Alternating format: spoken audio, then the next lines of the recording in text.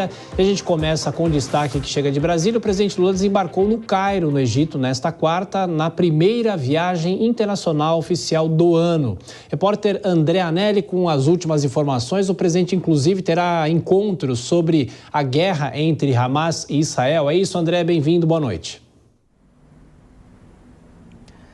Obrigado, Tiago, é isso mesmo. Muito boa noite para você, boa noite a todos ligados aqui no Jornal Jovem Pan. O primeiro compromisso do presidente Lula amanhã no Egito vai ser uma reunião com o presidente Abdel Fattah el-Sisi.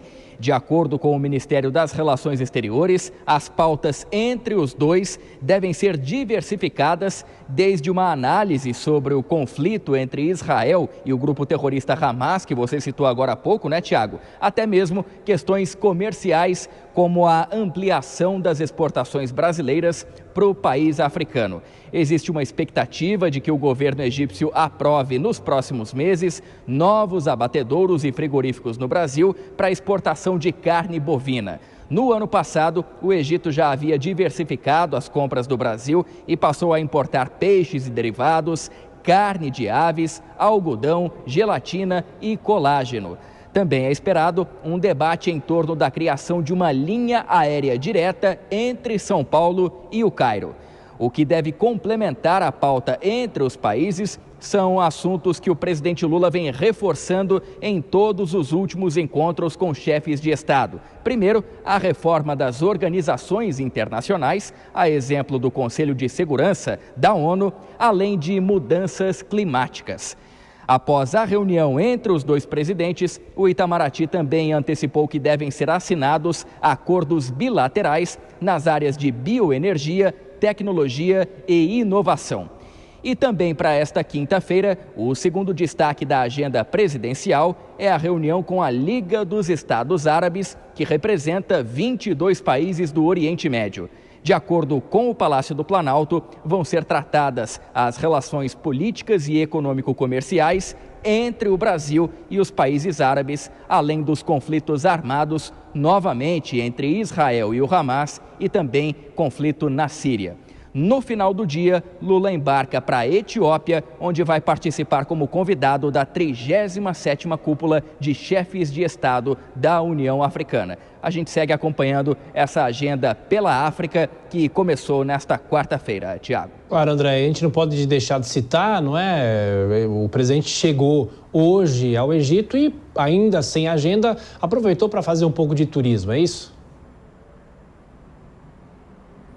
Exatamente, Tiago. Inclusive, foram divulgadas fotos do presidente Lula com a primeira-dama, Janja, em frente às pirâmides, as famosas pirâmides do Egito. Algumas montagens nas redes sociais até mesmo comparam essas visitas com a atual primeira-dama em relação à primeira-dama anterior, a dona Marisa, já falecida, que também viajou com o presidente Lula para o Egito e tirou fotografias semelhantes em frente, então, a esse que é um dos principais pontos turísticos do Egito. O presidente Lula não teve compromissos oficiais nesta quarta-feira. Os compromissos oficiais são basicamente na quinta-feira, então, iniciando já com uma reunião com o presidente do Egito, Tiago. Feito. André Anelli, com todas as informações dessa viagem internacional do presidente da República. Tem mais tarde, André, já trazendo aqui os nossos comentaristas, o Cristiano Vilela nos estúdios e a nossa Dora Kramer conosco sempre também. Dora, boa noite para você. O André trouxe essa agenda grande do presidente, a questão comercial,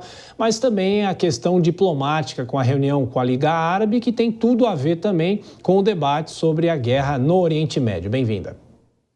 Boa noite, Tiago, boa noite, Cristiano, Vilela, boa noite a todos. Pois é, a despeito da importância da pauta econômica, esse é um momento muito delicado ali na região, porque ele vai ao Egito, no momento em que Israel ameaça uma ofensiva em Rafah, na área sul de Gaza, da faixa de Gaza, que é exatamente a fronteira com o Egito. E aí as atenções se voltam, pelo menos do ponto de vista interno, a qual seria a manifestação do presidente Lula. Por que eu digo que é importante do ponto de vista interno? Porque o presidente tem sofrido muitas restrições por parte da comunidade judaica, que é muito importante, tem muita influência aqui no Brasil, em São Paulo especificamente, que não fica satisfeita com as manifestações do presidente, que são muito pró-palestinas e aí interpretadas como pró-Hamas, embora Hamas seja uma coisa, a Palestina seja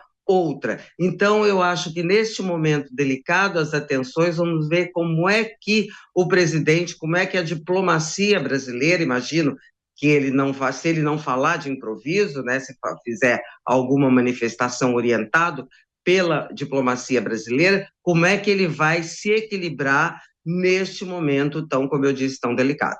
Pois é, Vilela, apesar de toda a discussão também econômica, comercial, de qualquer viagem internacional, é uma discussão importante, empresários muitas vezes vão também para se falar, mas tem essa questão política internacional. Bem-vindo. É isso aí, Tiago. Uma boa noite a você, boa noite, Dora Kramer e todos que acompanham o Jornal Jovem Pan. Essa viagem, ela é uma viagem estratégica justamente porque ela casa esses dois aspectos. O aspecto econômico, que é muito bem-vindo, especialmente em relação ao BRICS, ao novo papel dos BRICS e que agora terá novos parceiros no continente africano. Além disso, o fato de o Brasil poder participar de uma cúpula africana também demonstra uma possibilidade de novos acordos na região. O Brasil já tem um histórico de acordos na região, mas também no aspecto político, envolvendo a guerra de Israel com o Hamas e a possibilidade histórica, inclusive, que o presidente tem de acabar recuando de posicionamentos erráticos que o presidente teve em falas anteriores. Como a Dora muito bem colocou, o presidente Lula, ele teceu comentários muito mais favoráveis ao lado palestino e mais especificamente ao lado do Hamas, haja vista que a gente não pode colocar ambos no mesmo barco, mas agora talvez o presidente tenha a oportunidade de desfazer o mal-entendido e demonstrar o compromisso do Brasil com os estados nacionais e que não pode acabar no sentido de se colocar favorável a um grupo terrorista.